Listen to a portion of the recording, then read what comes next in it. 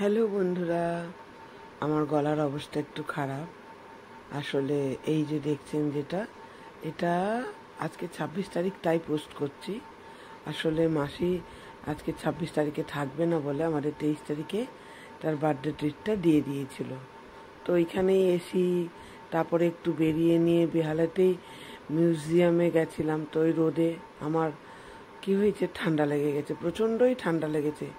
এসির মধ্যে ছিলাম রেস্টুরেন্টে, তারপর তো বেরিয়ে নিয়ে ওই অতক্ষণ রোদে একটু ঘোরাঘুরি, তারপর মিউজিয়ামে আবার এসি, এই করে আমার ঠান্ডাটা লেগে গেছে। যাই হোক, মাসির জন্মদিনে আমাদের পুরো ফ্যামিলিকে মাসি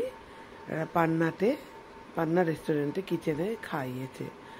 তো যাই, খুব মজা হলো। অনেক দিন পর আবার সবাই একসঙ্গে হতে পারলাম, এটাই আর কি। মানে এরকম একসঙ্গে ফ্যামিলি হওয়াটা সত্যিকারের কি হয় না। এর হয়তো ওর হয় না, এর হয়তো তার হয় না, এটাই আর কি। আমরা এর মধ্যেই এই সকালবেলা মাসি লাঞ্চ খাইয়েছিল, তারপরে একটুখানি ঘুরে ঘুরে তারপরে আমরা ফুলমাসি বাড়ি গেছিলাম। ওইখানে গিয়ে আমরা ভাই বোনেরা সব ঠিক করছিলাম কোথাও বেড়াতে যাবার, কিন্তু ওই যে একটা না একটা কারোর না কারোর বাধা পড়ছে। একবার আমার হলো না, তারপরে আবার আমার ভাইয়ের হলো না, তারপরে আবার বড় মাসির ছেলের হলো না, তারপরে আবার ছোটো মাসির ছেলের একটা, মানে সবারই তো চাকরিজীবী ব্যাপারটা, কিছু না কিছু একটা প্রবলেম হয়ে যাচ্ছে। তাও আমরা ভেবেছি একটু যাব দেখি। এরকম না হলে না, এখনকার দিনের এমনই ব্যাপার হয়ে যাচ্ছে যে আমরা যদি না শিখিয়ে যাই, আমাদের পরবর্তী যে জেনারেশন, তারা তো একসাথে শিখবেই না।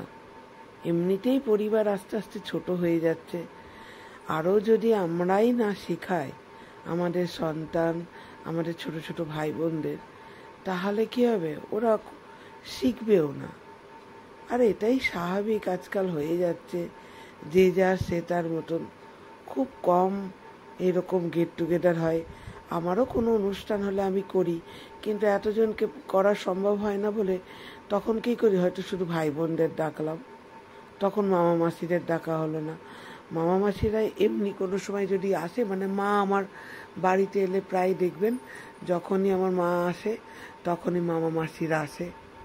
হ্যাঁ, মানে মাসিরা আর মামা, এবারে মামা মাসি পুরো, তারপরে ভাই বোন সব একসঙ্গে না, আজকাল আর পেরে উঠতে পারি না। আমার মাসি ওই পারবে না বলেই, মাসির ব্যাপার আলাদা, বুঝতেই পারছেন, বিয়ে করেনি। আর তারপরে বলতে নেই, মন আছে, এটাও একটা বলতে পারেন যে মনের মতন মন আছে। সবাইকে পয়সা থাকলেই বলে না যে সবাইকে করে, তা না। এই মাসির নিয়ে বলা মানে অনেক কম হবে।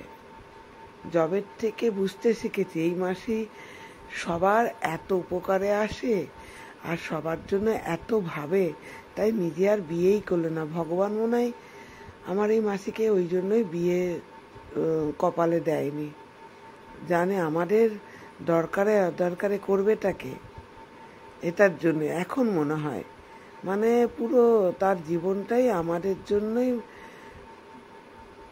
মানে শেষ করে দিল আর কি। যাই হোক, মাসি তবে খুশি পায়, এবং ওই মাসি আমাদেরকেও এই জিনিসগুলো শেখায় যে তোরাও শেখাবি, তাহলে কি হবে, সবাইকে নিয়ে চলতে শিখবে আমাদের পরবর্তী প্রজন্ম।